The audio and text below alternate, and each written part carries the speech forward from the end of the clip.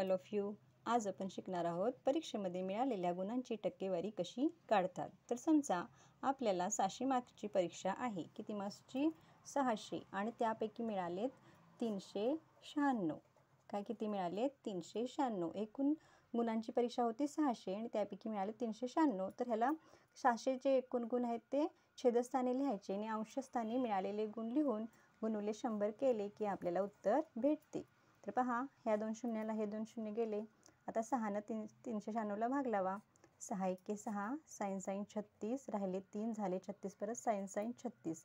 म्हणजे हे 396 हे 66% गुण आहेत. 600 पैकी 396 मिळाले ते 66% गुण मिळालेले आहेत. अशा प्रकारे ही टक्केवारी गुणांची काढायची असते. त्यासाठीचे सूत्र मी इथं खाली दिले आहे पहा.